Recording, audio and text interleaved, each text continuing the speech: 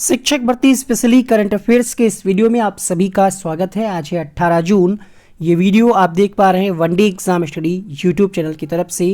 इस क्लास का पीडीएफ आपको मिलेगा हमारे टेलीग्राम ग्रुप में, जिसका लिंक आपको इस वीडियो के नीचे कमेंट बॉक्स में पहले कमेंट में मिल जाएगा। शुरुआत करते हैं पहले क्वेश्चन से। ये क्वेश्चन सभी एक दिवसीय परीक्षाओं के लिए इंपॉर्टेंट होंगे, जिस भी परीक्षा में करंट अफेयर से प्रश्न पूछे जाते हैं। हाल ही में विश्व मरुस्थलीकरण और सूखा रोकथाम दिवस कब मनाया गया? क्वेश्चन नंबर 1 सही जवाब होगा प्रश्न संख्या 1 के लिए 17 जून को मनाया गया विश्व मरुस्थलीकरण और सूखा रोकथाम दिवस। क्वेश्चन नंबर 1 के लिए उत्तर होगा यहां पर ऑप्शन नंबर सी के साथ। दूसरा प्रश्न देखिएगा, उससे पहले जान लेते हैं यहां पर इसके बारे में। यह दिन मरुस्थलीकरण और सूखे की उपस्थिति के बारे में जागरूकता बढ़ाने के लिए, साथ ही साथ मरुस्थलीकरण को रोकने तथा सूखे से उबरने के तरीकों पर प्रकाश डालने के लिए मनाया जाता है। Restoration land recovery we build back better with healthy land, ये क्या है? इस बार की थीम है। तो प्रश्न पूछा जा सकता है कि इस बार की जो डे मनाया गया 17 जून को, world day to combat desertification and drought, ठीक है, विश्व मरुस्थलीकरण और सूखा रोकथाम दिवस 2021 की थीम क्या है? Restoration land recovery we build back better with healthy land. Hindi में पढ़ रहे थे तो अजीब लग रहा था, अभी हमारी नज़र गई इसमें, तो आपको ध्यान रखना है। इसीलिए हम पीडीएफ को बाइलिंगुअल टाइप करा रहे हैं, ताकि जो शब्द थोड़ा सा हिंदी में कठिन लग रहे हैं उनको हम अंग्रेजी में देख लें, और जो अंग्रेजी में कठिन लग रहे हैं उनको हम हिंदी में देख लें। क्वेश्चन नंबर 2 है, हाल ही में सत्या नडेला को किस कंपनी का चेयरमैन नियुक्त किया गया? प्रश्न संख्या 2 एप्पल, माइक्रोसॉफ्ट, जियो, सैमसंग। क्वेश्चन नंबर 2 उत्तर होगा माइक्रोसॉफ्ट। माइक्रोसॉफ्ट एक कंपनी है जिसका चेयरमैन नियुक्त किया गया है किसको? सत्या नडेला को। अब यहां पर अगर हम बात करें माइक्रोसॉफ्ट का मुख्यालय कहां है, तो मुख्यालय है कहां पर? वाशिंगटन, संयुक्त राज्य अमेरिका में। माइक्रोसॉफ्ट कॉर्प ने मुख्य कार्यकारी अधिकारी सत्या नडेला को अपना नया अध्यक्ष नामित किया। 2014 में स्टीव बाल्मर के बाद सॉफ्टवेयर दिग्गज के सीईओ के रूप में पदभार संभाला। उन्हें 1975 में स्थापित कंपनी में नई ऊर्जा लाने का श्रेय दिया जाता है। कंपनी के पूर्व अध्यक्ष जॉन थॉमसन को एक प्रमुख स्वतंत्र निदेशक के रूप में भी नियुक्त किया गया है। आगे बढ़ेंगे प्रश्न संख्या 3 के लिए। क्वेश्चन अगर आपको पसंद आए हो, वीडियो पसंद आया हो तो वीडियो को लाइक जरूर करें। क्वेश्चन नंबर 3, प्रधानमंत्री मोदी ने पेरिस में विवाटेक के किस संस्करण को वर्चुअली संबोधित किया? प्रश्न संख्या 3 उत्तर होगा यहां पर पांचवें संस्करण को प्रधानमंत्री नरेंद्र मोदी जी के द्वारा वर्चुअली इसको संबोधित किया गया। ये है क्या? तो आइए जानते हैं। विवाटेक यूरोप के सबसे बड़े डिजिटल और स्टार्टअप कार्यक्रमों में से एक है, जो 2016 से हर साल पेरिस में आयोजित किया जाता है। स्थान पूछा जा सकता है कि इसका आयोजन कहाँ किया जाता है, तो पेरिस में आयोजित किया जाता है। प्रधानमंत्री मोदी को विवाटेक 2021 में मुख्य भाषण देने के लिए गेस्ट ऑफ ऑनर के रूप में आमंत्रित किया गया था, जिसका आयोजन 16 से 19 जून 2021 तक किया गया। कार्यक्रम के अन्य प्रमुख वक्ताओं में फ्रांस के राष्ट्रपति श्री इमैनुएल मैक्रोन, स्पेन के प्रधानमंत्री श्री पेड्रो साnchez, विभिन्न यूरोपीय देशों के मंत्री, सांसद शामिल रहे। हाल ही में आयोजित 2021 ब्रिक्स नेटवर्क विश्वविद्यालय सम्मेलन की मेजबानी किसने की? आईआईटी रुड़की, दिल्ली, मद्रास या फिर Bombay? Question number 4, IIT Bombay के द्वारा हाल ही में आयोजित 2021 ब्रिक्स नेटवर्क विश्वविद्यालय सम्मेलन की मेजबानी की गई आईआईटी बॉम्बे के द्वारा।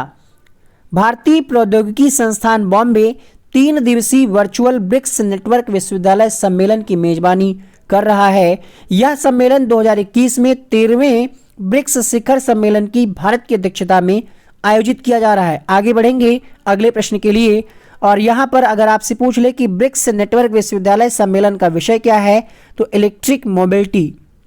हाल ही में किस कंपनी को बीमा ब्रोकिंग लाइसेंस मिला है? कैश करो, पॉलिसी बाजार, पेटीएम या फिर फोन पे?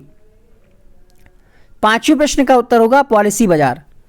आप ऐड इसका देखते होंगे टीवी पे ज़्यादा इसका ऐड आता है policybazaar.com का। तो पॉलिसी बाजार को बीमा ब्रोकिंग शुरू करने के लिए नियामक IRDAI से मंजूरी मिल गई है।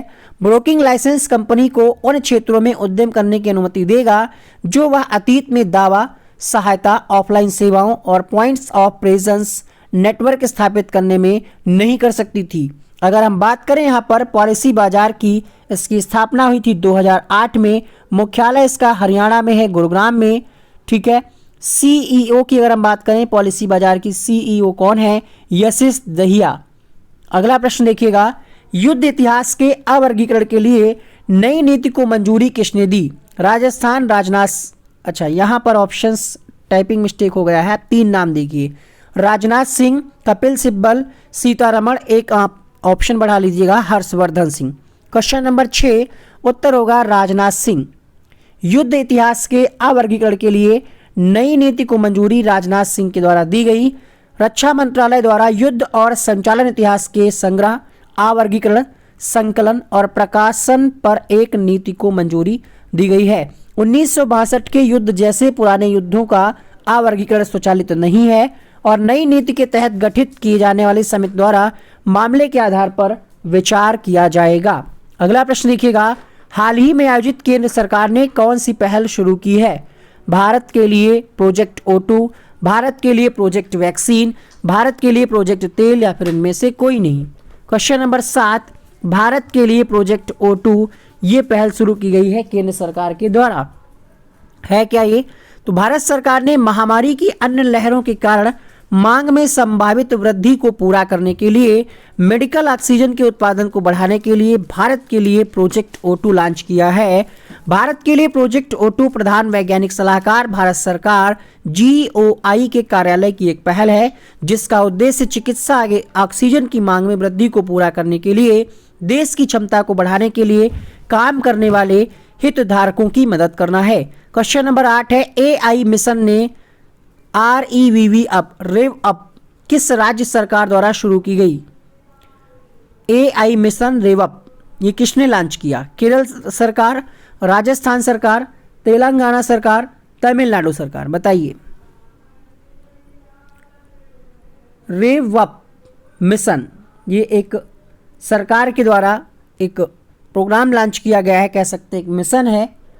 तो ये क्वेश्चन नंबर 8 में आपका उत्तर होगा यहाँ पर तेलंगाना सरकार, अर्थात ऑप्शन नंबर C सही होगा।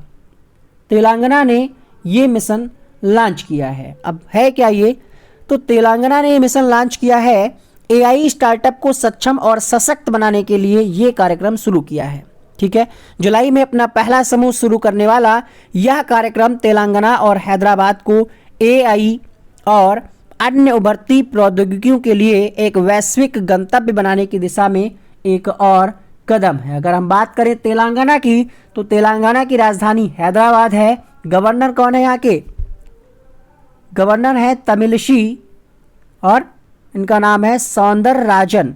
मुख्यमंत्री है के चंद्रशेखर राव। तो आप तेलंगाना के बारे में भी जानकारी रखिए। किस बैंक ने हाल ही में कॉरपोरेट के लिए स्टैक लॉन्च किया? स्टैक किसके द्वारा लॉन्च किया गया है? ICICI, SBI, PNB या फिर RBI। क्वेश्चन नंबर 9 उत्तर होगा यहाँ पर कॉरपोरेट के लिए स्टैक लॉन्च किया गया ICICI बैंक के द्वारा, अर्थात इस प्रश्न का पहला विकल्प सही होगा। ICICI बैंक ने कॉरपोरेट के लिए ICICI स्टैक लॉन्च करने की घोषणा की है। कॉरपोरेट के लिए ICICI स्टैक के 4 मुख्य स्तंभ हैं। कंपनियों के लिए डिजिटल बैंकिंग समाधान, चैनल भागीदारों, डीलरों और विक्रेताओं के लिए डिजिटल बैंकिंग सेवाएं, कर्मचारियों के लिए डिजिटल बैंकिंग सेवाएं, प्रमोटरों, निदेशकों और हस्ताक्षरकर्ताओं के लिए क्यूरेटेड सेवाएं। बात करें अगर हम ICICI बैंक की, इसका मुख्यालय कहाँ है?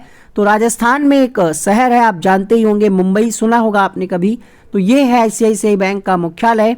इसके MD CEO हैं संदीप बख्शी। टैगलाइन है इसकी, हम है ना ख्याल आपका।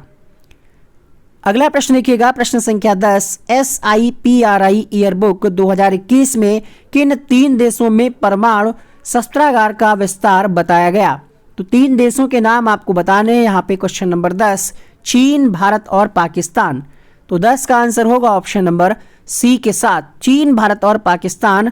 Stockholm International Peace Research Institute, देखिए यहाँ पर आपको छोटी छोटी चीज़ों से सीखना है। हमने आपको बता दिया, अगर आपको पता ही नहीं है कि पढ़ना क्या है, क्या पूछा सकता है, जैसे यहाँ पे इसका फुल फॉर्म लिखा हुआ है, तो ये आप अपनी कॉपी में नोट कर लीजिए, पूछा जा सकता है। ठीक है, इन्होंने क्या किया है, ईयरबुक 2021 जारी किया है। चीन महत्वपूर्ण आधुनिकीकरण और अपनी परमाणु हथियारों की सूची के विस्तार में बीच में है। भारत और पाकिस्तान भी अपने परमाणु शस्त्रागार का विस्तार कर रहे हैं। ईयरबुक के अनुसार भारत के पास 2021 की शुरुआत में 156 हथियार थे, जबकि पिछले साल की शुरुआत में 150 यानी 6 बढ़े हमारे पास। पाकिस्तान के पास 165 हथियार थे, 2020 में 160। ठीक है, 2020 में 160 थे, अभी 165 हथियार हैं।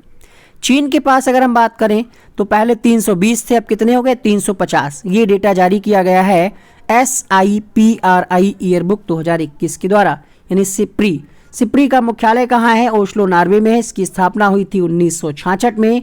सिप्री के निदेशक कौन है, डैन स्मिथ। ठीक है, तो ये 10 क्वेश्चन का आपको डेली वीडियो दिया जा रहा है। एक बार सरसरी नज़र से हम रिवीजन कर लेते हैं, हमने क्या क्या पढ़ा है आज के इस वीडियो में।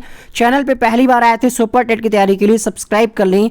हाल ही में विश्व मरुस्थलीकरण और सूखा रोकथाम दिवस कब मनाया गया, तो ये मनाया गया आपका 17 जून को। दूसरे प्रश्न की बात करें, सत्या नडेला को किस कंपनी का चेयरमैन बनाया गया, माइक्रोसॉफ्ट कंपनी का चेयरमैन बनाया गया। पीएम मोदी ने पेरिस में विवाटेक के किस संस्करण को वर्चुअली संबोधित किया, तो 5वें संस्करण को संबोधित किया प्रधानमंत्री नरेंद्र मोदी जी ने।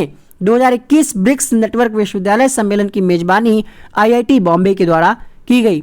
हाल ही में किस कंपनी को बीमा ब्रोकिंग का लाइसेंस मिला है, तो पॉलिसी बाजार को बीमा ब्रोकिंग का लाइसेंस मिला है। छठा प्रश्न पढ़ा आपने, युद्ध इतिहास के आवर्गीकरण के लिए नई नीति की मंजूरी किसने दी है, राजनाथ सिंह के द्वारा। क्वेश्चन नंबर 7 देखिएगा, हाल ही में आयोजित केंद्र सरकार ने कौन सी पहल शुरू की है। क्वेश्चन नंबर 7 उत्तर होगा यहाँ पर, O2 प्रोजेक्ट शुरू किया है केंद्र सरकार ने। AI मिशन ने रेवप किस राज्य सरकार के द्वारा शुरू किया है, तो ये क्वेश्चन नंबर 8 ये शुरू किया गया है तेलंगाना सरकार के द्वारा। किस बैंक ने कारपोरेट के लिए स्टैक लॉन्च किया, क्वेश्चन नंबर 9, और इसका आंसर होगा ICICI बैंक। आपके लिए क्वेश्चन होमवर्क रहेगा, SBI की स्थापना कब हुई थी, इसका हेडक्वार्टर कहाँ है, कमेंट बॉक्स में जरूर लिखिएगा।